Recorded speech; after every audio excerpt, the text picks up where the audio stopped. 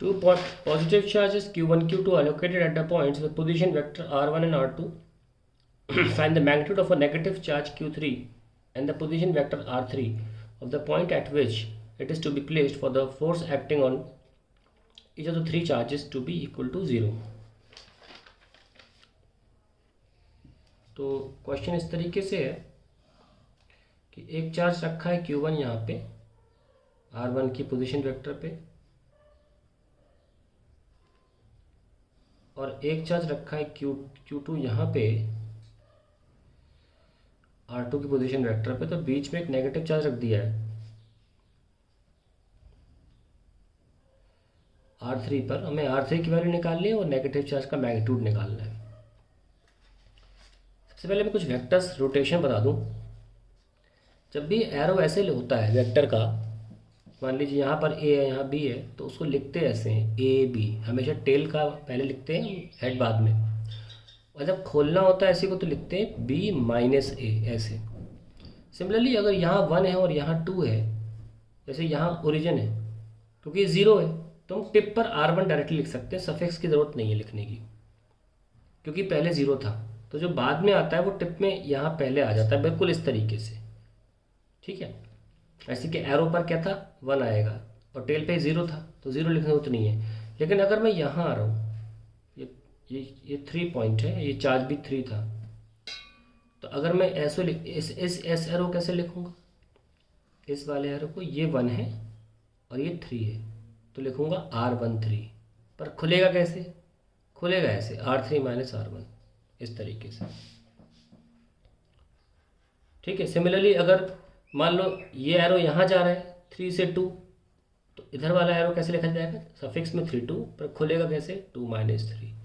यानी कि लिखते हम टेल हेड है ऐसे आर में, और खोलते कैसे हेड माइनस टेल, इसे ओपन ऐसे किया जाता है। ये बहुत ज़रूरी जानना सॉल्व करने के लिए। Let start. सो पहले फोर्स ऑन 3 ड्यू टू 1, तो ऑन 3 ड्यू टू 1 ऐसे लिखेंगे। आप इसमें कुछ भी कर सकते हो, इसमें कोई नोटेशन की वो नहीं है, कंपल्शन।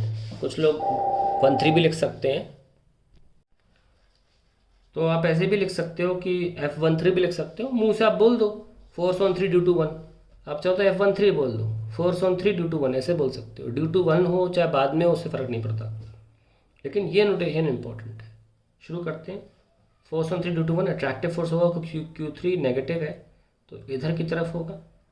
तो force on 3 due to 1, arrow किधर जा रहा है 3 से 1 की तरफ, के Q1 Q3 अपॉन, देखो 3 से 1 की तरफ जा रहा है, तो कैसे लिखेंगे 3 1 कैप और R3 1 स्क्वायर।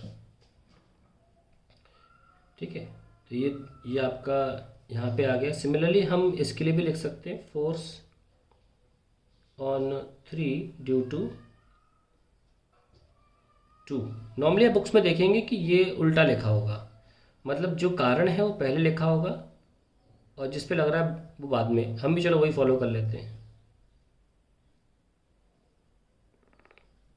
रटा ऐसे आ सकता है कि ये हमेशा अपोजिट होते हैं, लेकिन ये इतना कंपल्शन नहीं है, ये वाली चीज़ कंपल्शन है कि Q2 Q3 अपॉन R, जो यहाँ लिखोगे वही यहाँ लिखना, बाद में काम आएगा। ठीक है, क्योंकि हमें वेक्टर फॉर्म में R3 निकालना है। तो क्या कितना होगा यहाँ पे, ये भी अट्रैक्ट करेगा Q2 इसको, तो इसको भी हमें कैसे लिखना पड़ेगा R3 से 2 की तरफ। ये लीजिए, अब दोनों forces F13 is equal to negative of F23। ये तो बताइए क्यों, क्योंकि ये इधर जा रहा है, ये इधर जा रहा है ये बराबर इक्विलिब्रियम के लिए।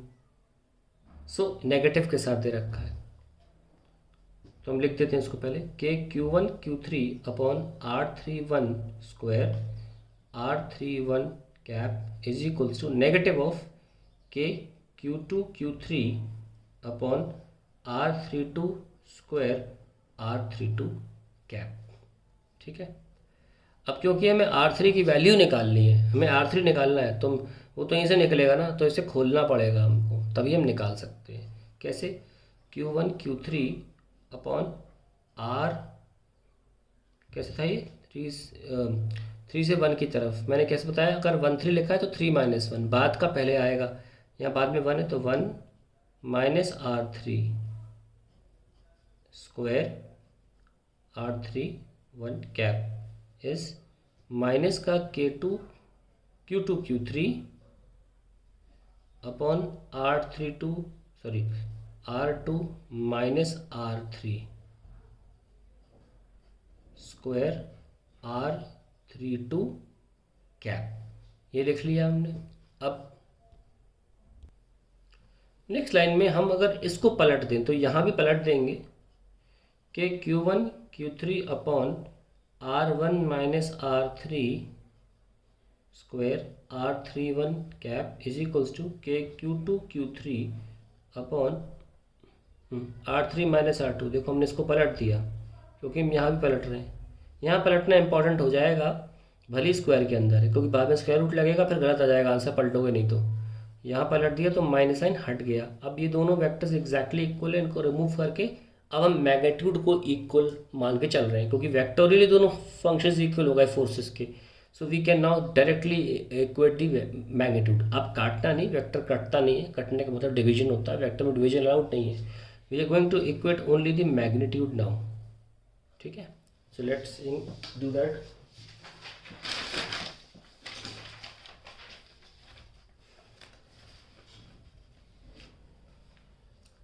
के Q1 Q3 upon R1 minus R3 square is equals to K Q2 Q3 R3 minus R2 square, और ये के cancel, Q3 cancel, square root लो, root Q1 R1 minus R3 is equals to root Q2 R3 minus R2।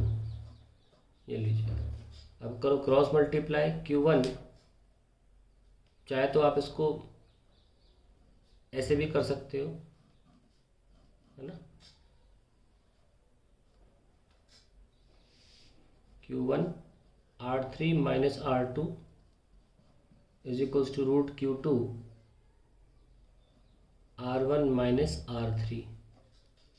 So root Q1 R3 minus root Q1 R2 root Q2 R1 minus root Q2 R3। तुम्हें तो R3 निकालना है तो यहाँ ले आओ, तो root Q1 plus root Q2 R3 is equals to R1 root Q2 plus R2 root Q1। So R3 क्या आया,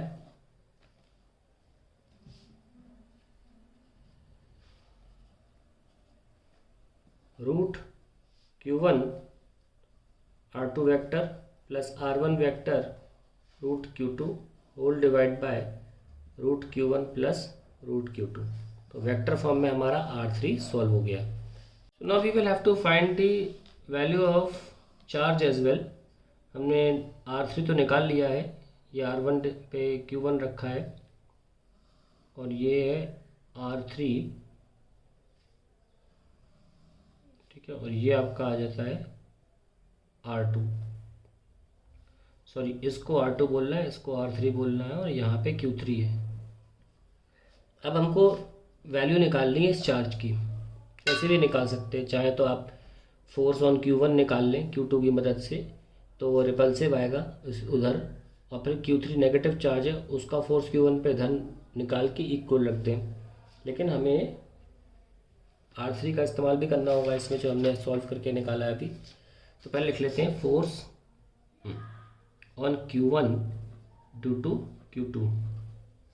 तो force on Q1 due to Q2 will be K Q1 Q2 upon, अब देखो 2 से 1 जा रहे हैं, अभी इसको इग्नोर कर दो, ठीक है। 2 से 1 फोर्स जा रहा है तो कैसे लिखेंगे, 2 से 1 ऐसे, और वेक्टर फॉर्म में R21 ही लिखेंगे ऐसे।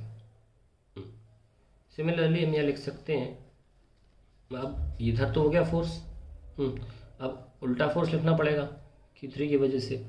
Force on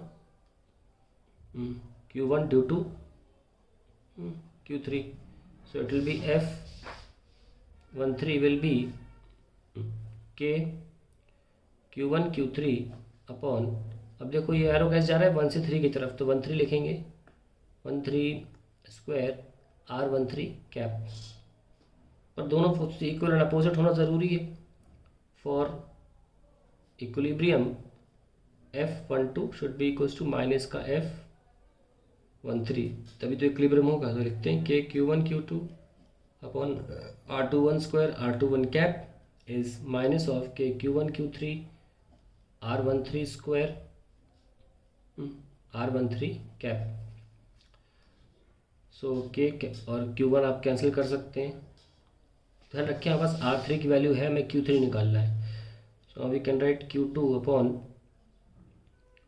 R21 square R21 cap is equals to Q3 upon R31 square और R31 कैप। क्या किया मैंने, माइनस साइन चेंज कर दिया। अगर मैंने इसको पलटा तो इसको पलटने में बुराई नहीं है, इसको पलट दो, ठीक है ना। अब ये वेक्टर्स बिल्कुल इक्वल हो गए हैं क्योंकि माइनस भी हट गया है, तो हम इनके मैग्नीट्यूड को बराबर रख सकते हैं।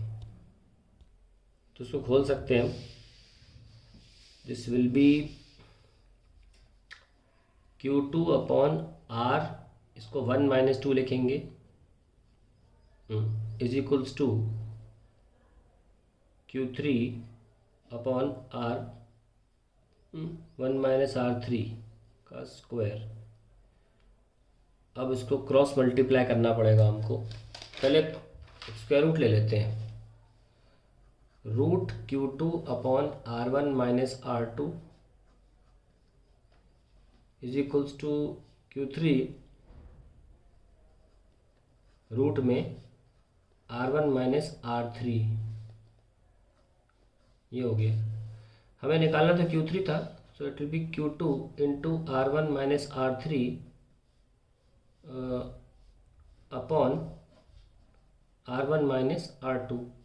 R3 की वैल्यू क्या थी, R3 हमने निकाला था R2 Q1 plus R1 Q2 upon root Q1 plus root Q2। ये रख दें, वेक्टर फॉर्म में था ये, तो मैं वापस इसको वेक्टर फॉर्म में लिख दिया हूँ इसीलिए। सो रूट Q2 है ये, R1 minus R3 is R2 Q1 plus R1 Q2 divide by Q1 plus Q2 upon R1 minus R2, ठीक है।